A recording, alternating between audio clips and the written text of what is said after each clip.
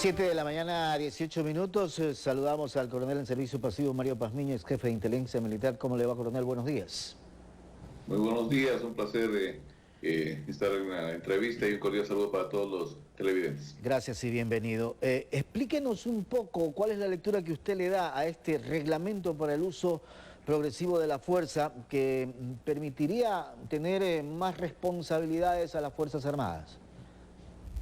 Yo creo que es el acuerdo ministerial que se refiere a usted, el 179, correcto, establece claramente los protocolos que tienen que ser adoptados por parte de la fuerza pública para el uso progresivo de la fuerza. Existe aquí un uso diferenciado de cómo tiene que irse incrementando la fuerza, pero para que esto se dé es necesario también recordar anteriormente que no existía un respaldo jurídico, y es por eso que vimos que existía una fuerza pública completamente maniatada. Voy a poner ejemplos concretos.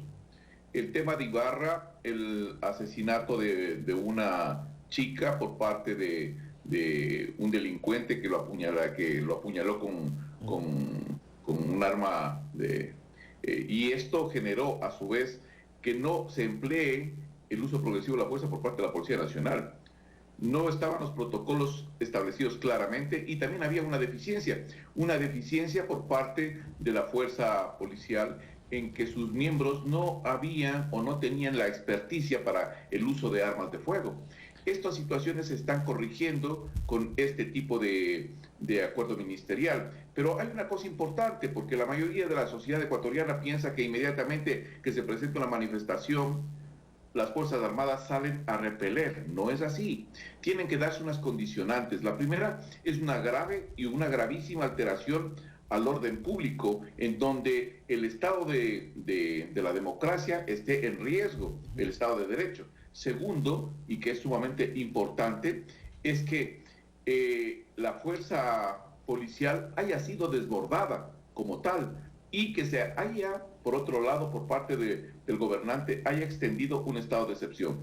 Con esos tres condicionantes, usted convoca al empleo de las Fuerzas Armadas. Y las Fuerzas Armadas tienen necesariamente para este tipo de empleo, tienen que regirse por 5 niveles en la conducción del uso progresivo de la fuerza. Un nivel de riesgo latente, un nivel de resistencia pasiva, resistencia defensiva, resistencia agresiva y resistencia agresiva agravada. Estos 5 elementos le determinan con exactitud qué tiene que hacer el militar o la fuerza pública en cada uno de estos niveles. Desde una conversación con los agresores o manifestantes hasta el empleo de armas no letales y luego posteriormente el empleo de armas letales. Es decir, mientras se trata es de evitar esas cosas. Mientras no haya, mientras se desarrolle un, digamos, diálogo para ir calmando las cosas en una eventualidad, y si estas no se cumplen y van subiendo de grado la situación, entonces, en base a este reglamento, la fuerza pública puede utilizar el uso progresivo. Completamente de acuerdo, porque el momento que estamos hablando de un riesgo latente, ahí hay la presencia militar, hay un contacto visual con los manifestantes, ahí no sucede nada. En una resistencia pasiva hay una verbalización. ¿Qué quiero decir con esto? Existe un diálogo, comunicación con los dirigentes a fin de que dejen de lado la protesta que se está manifestando o bloqueando o tratando de afectar los intereses de las personas. Resistencia defensiva, control de contacto y presión física. Comienza la fuerza a acercarse para evitar que se siga bloqueando una vía, despejan la vía. Ese tipo es del... Pero existen otros dos que son los importantes. ¿Cuáles son? La resistencia agresiva, que es una en donde se emplea una fuerza no letal con agentes químicos. Pero si insiste, sí. Sí, exactamente. Esto es de cómo va el personal, diríamos, de protestantes, de manifestantes, incrementando su capacidad de accionar y constituyéndose en una amenaza mucho más grave para los ciudadanos y para la fuerza pública. Pero ¿quién garantiza que la acción de ese elemento de la fuerza pública vaya a ser acorde a lo que establece el reglamento? Bueno, esto está claramente definido el momento que existen yo diría, variación de la amenaza, cuando la amenaza comienza ya a transformarse en una protesta tranquila a una situación agresiva y donde la fuerza pública observa que ya no está solo en riesgo la vida del manifestante o del agresor, sino también está en juego la vida del funcionario público, en este caso de la fuerza pública. Por eso es que en el último estamento, en el último nivel, la resistencia agresiva agravada, ahí estamos hablando de uso de la fuerza letal con armas de fuego letales. Ajá. Entonces, esta situación tiene que también estar encuadrada dentro de lo que dice este reglamento, acuerdo ministerial, y dice claramente que para estas amenazas latentes inminentes, para que se use el uso de se utilice las armas, tiene que darse este tipo de acciones. Permítame solo marcarles algunas. La accionar de apuntar con el cañón del arma de fuego, la una. La acción de no soltar un arma de fuego. La acción de poner en riesgo la vida propia o de terceros. La acción de poner en riesgo la vida propia o de terceros con un vehículo o nave. El accionar un disparador de un arma de fuego. La utilización de explosivos. Por citar algunos de los elementos con los cuales se justifica inmediatamente el uso progresivo de la fuerza y el uso del arma letal. Creo que esto facilita el empleo de las Fuerzas Armadas y también el empleo de la Policía Nacional. ¿Y están en capacidad los elementos de la fuerza pública para actuar de esta manera? ¿O quizás de pronto puede surgir alguna emotividad que pueda reaccionar de distinta forma y no aplicándose lo que dice el reglamento?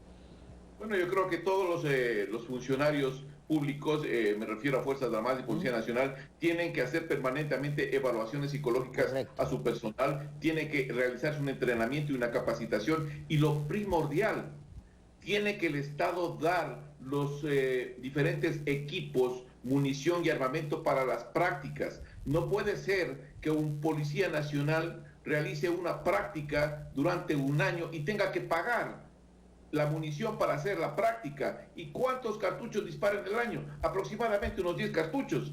Lo que no sucede con Fuerzas Armadas, que tiene permanentemente un entrenamiento, pero el entrenamiento es para combate. Tendrá que acoplar ese entrenamiento al tema de disturbios y cómo hacer un uso progresivo de fuerza. En el artículo 8 se habla de 5 niveles para el uso de la fuerza. El primero se denomina riesgo latente. Ese es como el primero, el principal, el que uno se puede encontrar en el momento, coronel, ¿verdad? Correcto, el riesgo latente implica la presencia militar, implica el control visual. O sea, hay el momento que se topa un grupo de manifestantes con la fuerza pública y en donde no hay ninguna acción. Solo están ahí, es una manera disuasiva en la cual están las dos fuerzas, digamos, están ahí presentes. No hay más. Ya, en el reglamento también se determina que el uso de la fuerza se justifica cuando la resistencia o agresión ponen en riesgo la vida propia o la de terceros, es decir, los militares usarán el siguiente material antimotines y antidisturbios, incluidas armas con munición no letal y vehículos con o sin blindaje. Correcto, esto se refiere el momento que tenemos ya, voy a poner un ejemplo más concreto para que lo entienda el televidente. La población me puede comprender. El momento que usted tiene, por ejemplo, una manifestación como lo que se presentó en octubre, en donde tiene la fuerza policial en una unidad de vigilancia comunitaria. Ajá. Y ve que se aproximan diferentes manifestantes.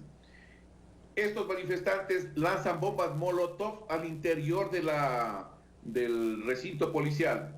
Comienzan a quemar la instalación con policías que están adentro protegiendo la instalación. Lanzan estos petardos con tubos de agua en dirección hacia los policías, que son ya instrumentos con explosivos y armas caseras.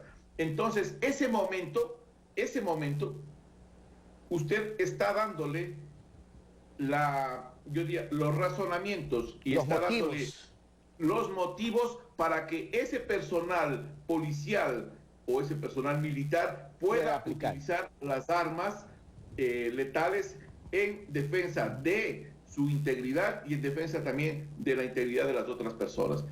Las cosas son muy claras. Le pongo el ejemplo que había puesto anteriormente. Por Por ejemplo, el tema de lo que sucedió en Ibarra. Ya, sí, sí.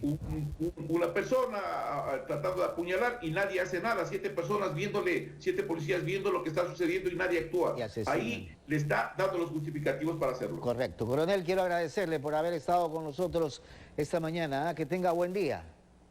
Un buen día, muchísimas gracias. Gracias. Mario Pazmiño, ex jefe de inteligencia militar, y esta aplicación de cómo y cuándo debe aplicarse, mejor dicho, este uso de la progresiva de la fuerza.